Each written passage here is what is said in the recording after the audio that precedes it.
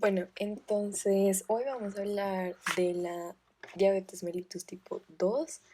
Acuérdense que esto es una cosa muy básica acerca de esto porque es un tema muy amplio. Normalmente se demoran como 2 horas este tipo de clases, pero entonces este es un resumen de cosas muy importantes que seguramente en algún momento les van a preguntar.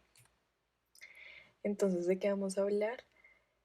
Vamos a hablar de la definición, epidemiología, prevalencia, factores de riesgo, la etiología y patogénesis, que es pues la verdad es lo más corto, manifestaciones clínicas, diagnóstico, paraclínicos y el manejo, que incluye metas, estilos de vida y el farmacológico. Muy importante, la base de toda esta información es la ADA, la American Diabetes Association, la Asociación Americana de Diabetes. Entonces, ¿cuál es la definición? Es una enfermedad endocrinológica caracterizada por la hiperglicemia, la cual es resultado de una disminución progresiva de la secreción de insulina, muchas veces en el contexto de la resistencia a la insulina. Y hay que tener en cuenta que la hiperglicemia crónica puede llevar a daño multiorgánico, renal, neurológico, cardiovascular, entre otros.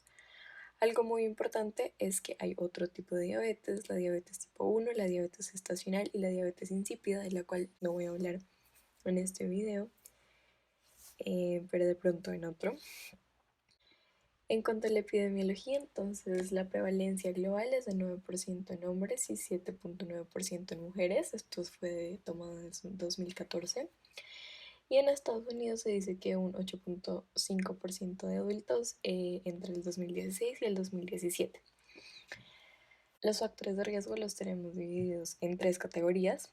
Entonces, los factores demográficos como la raza. En Estados Unidos es un factor de riesgo ser afroamericano o hispano. Y también es muy importante el bajo estado socioeconómico. También tenemos las condiciones metabólicas como la prediabetes, la obesidad, el síndrome metabólico, el síndrome de ovario poliquístico y la diabetes mellitus gestacional. Y tenemos los estilos de vida, una dieta en el cual haya un consumo aumentado de carne procesada y hay un alto índice glucémico en la dieta. O tenemos, por ejemplo, la falta de ejercicio como el sedentarismo y el tabaquismo. La etiología y la patogénesis, entonces, la diabetes tipo 2 es causada por resistencia a la insulina y defectos progresivos en la secreción de esta relacionado con inflamación y estrés metabólico. Esta es una enfermedad caracterizada por mucha inflamación. Los pacientes tienen resistencia a la insulina relativa en vez de tener una deficiencia absoluta a esta, como por ejemplo podría ser en la diabetes mellitus tipo 1. Y la resistencia es comúnmente causada por obesidad o un porcentaje aumentado de grasa corporal. Entonces, ¿qué tenemos aquí? Una obesidad abdominal más un tejido adiposo visceral hacen que se dé secreción de citoquinas, como por ejemplo la interleuquina 6, adipoquinas como bisfatina, resistina y factor de necrosis tumoral alfa e inflamación. Esto nos va a llevar a la resistencia a la leptina, que nos va a disminuir el efecto anorexígeno en el hipotálamo, lo que nos va a llevar a una disminución en la saciedad y la ingesta, que por último nos va a llevar a una acumulación de lípidos. Por otro lado tenemos la resistencia a la insulina, que nos va a causar un aumento en la gluconeogénesis y una disminución en la glucogenogénesis, lo que al final nos va a causar la hiperglicemia. Entonces, ¿cuáles son las manifestaciones clínicas? Tenemos síntomas y presentación de la hiperglicemia, poliuria, polidipsia, polifagia, visión borrosa, pérdida de peso espontánea, crisis hiperglicémicas, en el cual vamos a tener un estado hiperglicémico hiperosmolar o una cetoacidosis diabética. Hay unos síntomas asociados a la hiperglicemia crónica, como la neuropatía periférica, las infecciones frecuentes, las alteraciones visuales, la disfunción sexual y la disfunción renal. Y muy importante el examen físico, siempre calcular el índice de masa corporal para ver si el paciente tiene obesidad y qué grado, la acanthosis nigricans, hacer una fundoscopia para ver si hay retinopatía diabética y en las extremidades, sobre todo en el miembro inferior, evaluar la parte neurológica. Una de las complicaciones de la diabetes es la neuropatía periférica. Entonces, en cuanto al diagnóstico, tenemos dos principales. Entonces, tenemos la AA, en el cual tenemos prediabetes y diabetes. Entonces, en la prediabetes vamos a tener una glicemia en ayunas entre 100 y 125, mientras que en la diabetes ya va a ser igual o mayor a 126. La PTG es la medida de la glucosa sérica postprandial. Normalmente esperan 2 horas. Y en la prediabetes sería entre 140 y 199 y en la diabetes mayor o igual a 200. Y la hemoglobina glicosilada, que es muy importante porque es la glucosa que se une al glóbulo rojo y por la vida de 120 días del glóbulo rojo podemos saber en un largo periodo de tiempo cómo está esta glucosa. Entonces, prediabetes sería 5.7 a 6.4% y diabetes mayor o igual a 6.5%. Además, la ADA nos dice que si hay síntomas como poliuria o polidipsia o se presenta una crisis hiperglucémica, con la glucosa sérica mayor o igual a 200 ya lo podemos diagnosticar. La OMS nos dice algo muy parecido, pero a la prediabetes la llama alteración en la regulación de la glucosa y solo nos da los valores de la glicemia en ayunas. En cuanto a los paraclínicos que hay que tomar después de hacer este diagnóstico, un uroanálisis es muy importante. Nos dicen que hay que hacer un tamizaje para la enfermedad renal diabética anual para todos los pacientes y debe incluir la medición de la albuminuria urinaria, entonces por ejemplo hacer la relación albúmina-creatinina en orina. Un electro. La ADA nos dice que no se recomienda hacerlo a todos porque esto no ha mejorado los desenlaces, los resultados. Entonces, ¿cuándo hacer un ecocardiograma? Entonces, empezamos a investigar la enfermedad coronaria en pacientes con diabetes, sí. Tienen síntomas cardíacos atípicos, como disnea que no puede ser explicado, dolor torácico atípico, signos o síntomas de enfermedad vascular como claudicación y anormalidades del electro como ondas Q. Listo, entonces ahora tenemos en el manejo las metas, que también son tomadas de la ADA. Entonces, una hemoglobina glicosilada menor a 7% es la meta estándar, por decirlo así, en adultos que no estén en embarazo, pero la ADA nos dice que esto debe ser individualizado, es decir, tener en cuenta la duración de la diabetes, la edad y la expectativa de vida del paciente, las comorbilidades que tenga, la presencia de enfermedad cardiovascular o complicaciones microvasculares avanzadas y la presencia o no de hipoglicemia. En algunos pacientes esta meta puede ser más estricta y ser menor a 6.5%. Si, por ejemplo, no hay hipoglicemia significativa, si la duración de la diabetes es corta, es decir, hasta hace poco fue diagnosticada y no hay señal de que estaba hace ya tiempo, y la expectativa de vida es larga, además de que no haya enfermedad cardiovascular significativa. Puede ser menos estricta si el paciente tiene antecedentes de hipoglicemia severa, si tiene una expectativa de vida corta, si tiene complicaciones micro o macrovasculares avanzadas y si es una diabetes de larga data en la cual ha sido muy difícil llegar a estas metas. Y menos estricta significaría menor a 8%.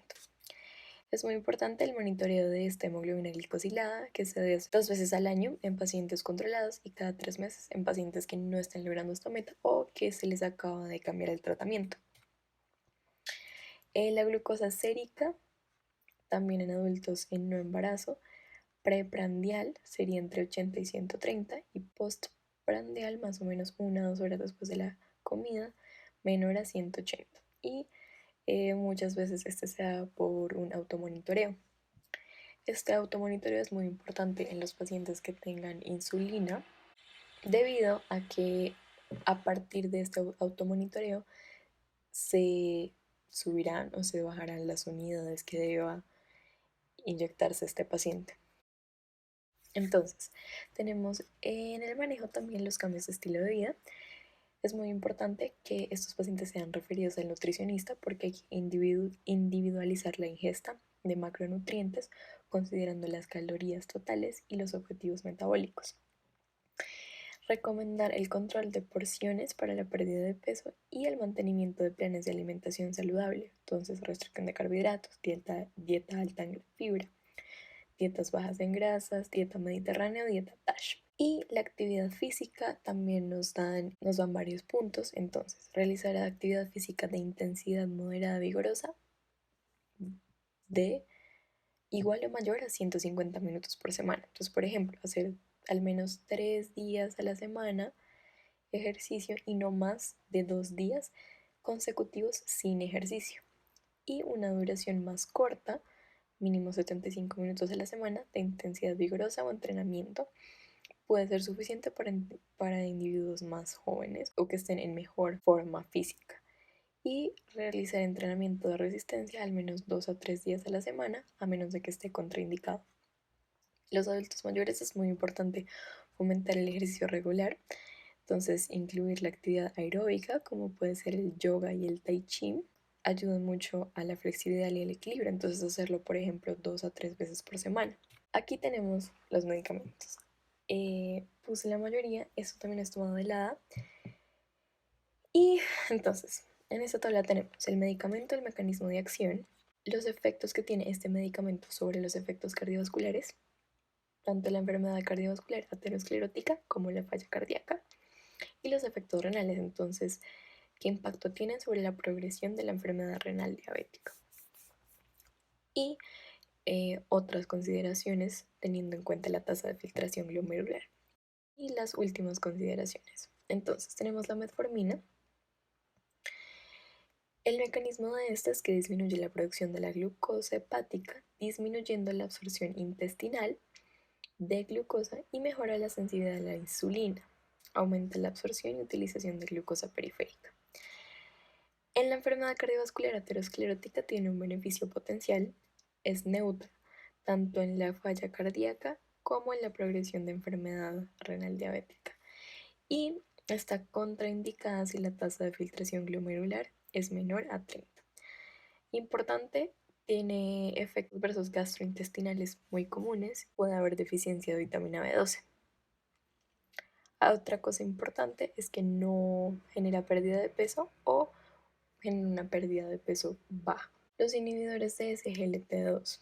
Entonces, estos inhiben, como les dice el nombre, el cotransportador de sodio glucosa 2, que están en los túbulos renales proximales, lo que va a hacer que se reduzca la reabsorción de glucosa y por lo tanto va a haber una mayor excreción urinaria de glucosa, lo que al final va a hacer que se disminuyan las concentraciones de glucosa en sangre. Tanto la empaglifosina como la canaglifosina han mostrado beneficio en la enfermedad cardiovascular aterosclerótica y la empaglifosina, la canaglifosina y la dapaglifosina también tienen un beneficio en la falla cardíaca y en la progresión de la enfermedad renal diabética. Hay que tener en cuenta que estos medicamentos requieren ajuste de dosis dependiendo de la tasa de filtración y estos sí van a generar una pérdida de peso. Tenemos los agonistas GLP-1 que aumentan la secreción de insulina dependiente de glucosa, disminuyen la secreción inapropiada de glucagón, aumentan el crecimiento, replicación de las células B, células beta del páncreas y disminuyen el vaciado gástrico y la ingesta de alimentos. De aquí lo importante es que el liraglutide tiene un beneficio en la enfermedad renal y tanto el exenatide y el lixinatide necesitan un ajuste de dosis. Estos generan pérdida de peso, tienen efectos adversos gastrointestinales comunes y pueden haber reacciones en el sitio de inyección. Ahora que tenemos dos más, tenemos los inhibidores de PP4. Estos inhiben la enzima dipeptilpeptidasa 4, lo que hace al final que hayan unos niveles prolongados de la incretina activa. Ahora, las incretinas son unas hormonas que son muy importantes y que casi siempre van a preguntar acerca de esto. Por ejemplo, la GLP-1 y la GIP o GIP. Estos regulan la homeostasis de la glucosa al aumentar la síntesis de insulina y la liberación de las células beta pancreáticas, al disminuir la secreción de glucagón de las células alfa pancreáticas. Esta disminución produce una disminución de la producción de glucosa hepática.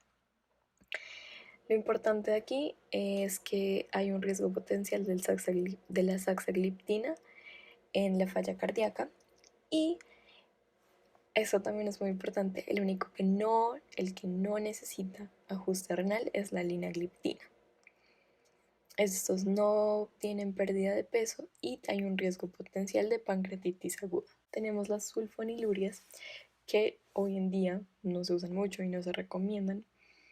Estas estimulan la liberación de insulina de las células beta pancreáticas y reducen la producción de glucosa del hígado. Estas no se estimulan tanto porque, como pueden ver, son neutro en enfermedad cardiovascular y enfermedad renal, entonces se prefieren unos que puedan tener un beneficio sobre estas.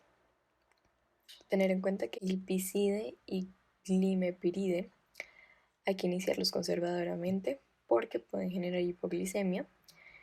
Estas tienen una ganancia de peso y el tolbutamide pueden aumentar la mortalidad cardiovascular. Entonces, no. Y por último tenemos la insulina. Entonces aquí más o menos puse qué es lo que hace la insulina. Entonces en el hígado estimula la síntesis de glucógeno hepático, promueve la síntesis hepática de ácidos grasos que se van a liberar en la circulación como lipoproteínas. En el tejido adiposo estimula el procesamiento de las lipoproteínas circulantes para proporcionar ácidos grasos libres, facilitando la síntesis y el almacenamiento de triglicéridos por los adipocitos, y también inhibe directamente la hidrólisis de los triglicéridos. Además, estimula la absorción celular de los aminoácidos y aumenta la permeabilidad celular a varios iones. Uno de los más importantes es el potasio, que lo mueve intracelularmente. Es neutro en todo esto y es importante tener en cuenta que con una tasa disminuida vamos a tener que disminuir la dosis. Estas van a generar ganancia de peso, pueden haber reacciones en el sitio de inyección y es muy importante que tienen un riesgo mayor de hipoglicemia. Ahora, la insulina hay varios tipos. Acción ultra larga, como la de Gludex. Su inicio de acción es 1.5 a 3 horas después y tienen una duración máxima de 24 a 48 horas y a medida que se acumula puede llegar hasta 72 horas. La sección larga, como la glargina y la idetemir, empiezan a actuar 2 a 4 horas después y tienen una duración máxima de 20 a 24 horas la glargina y 18 a 20 horas el detemir. La intermedia, que es la NPH, casi no se utiliza actualmente, pero antes se utilizaba bastante. El inicio de acción es de 2 a 4 horas, el pico es de 4 a 10 horas y la duración máxima es de 10 a 18 horas.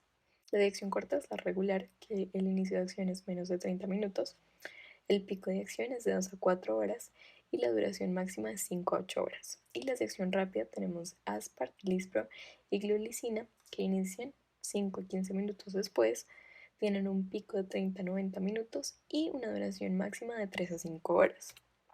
Entonces, yo me centré en el algoritmo del ADA, pero acá en Colombia hay otra guía. Sin embargo, yo diría que lo que se puede rescatar de esa guía es el Fine Risk, pero eso tiene en cuenta más el tamizaje, que no voy a hablar aquí. Entonces, lo primero que nos dice en su algoritmo es que la primera línea es la metformina, más los cambios en el estilo de vida. Y hay que hacernos una pregunta muy importante. Si hay indicadores de alto riesgo o enfermedad cardiovascular aterosclerótica, enfermedad renal o falla cardíaca establecida. En esta presentación yo solo me voy a enfocar en los casos en los que no tenemos estas situaciones, porque si tenemos estas situaciones, la ADA nos da otro algoritmo. Pero en este caso nos vamos a enfocar en el no. Entonces, nos va a dar dos opciones. Si queremos enfocarnos más en minimizar la hipoglicemia, podemos usar un inhibidor de DPP4 o un análogo GLP o un inhibidor SGLT2. Si no llegamos a las metas utilizando el inhibidor de PP4 o el análogo GLP, podemos añadir un SGLT2. Si no llegamos a las metas con el inhibidor SGLT2, usamos o un análogo GLP o un inhibidor de PP4. Y por otro lado, si queremos minimizar la ganancia de peso o promover la pérdida de peso, podemos utilizar un análogo de GLP o un inhibidor de SGLT2. Y si alguno de estos no nos funciona, adicionamos el otro. Hay que tener en cuenta que aquí no incluí qué hacer cuando ya tenemos dos medicamentos y no nos funciona. Listo. Ahora la insulina. ¿Cuándo empezar de una vez la insulina? Normalmente se hace cuando hay evidencia de catabolismo continuo, por ejemplo, pérdida de peso, si los síntomas de hiperglicemia persisten o cuando los niveles de la hemoglobina glicosilada son mayores al 10% o los niveles de glucosa en sangre son mayores o igual a 300. Eso nos dice la edad. Sin embargo, nos dice que antes de pensar en dar insulina, pensemos en dar un análogo de GLP. Y pues el inicio y la titulación depende mucho de cuál es el medicamento. Y ahí sí, si eso no nos funciona, ahí sí vamos a añadir una insulina basal. La insulina normalmente se inicia con 10 unidades al día o 0.1 a 0.2 unidades por kilogramo al día. Y la titulación es aumentar o añadir 2 unidades cada 3 días y ver si se alcanza la meta de glucosa en ayunas. Si esta hemoglobina glicosilada es mayor a la meta con glucosa en ayunas que si llega a la meta. ¿Qué quiere decir esto? La hemoglobina glicosilada es mayor a la meta, pero después de las comidas. Y la glucosa en ayunas sí está dentro de las metas. Esto quiere decir que necesitamos insulina antes de la comida y por lo tanto se va a añadir, por ejemplo, 4 unidades al día o el 10% de la basal antes de la comida. Y estas se van a titular aumentando la dosis 1 o 2 unidades diarias. Listo. Entonces, esto es resumido, corté muchas cosas para poder hacer este video corto, pero la bibliografía es Dynamed, ahí está también todo resumido. La guía de la ADA, que pues es muy importante, y up to date, sobre todo para el mecanismo de acción de los medicamentos.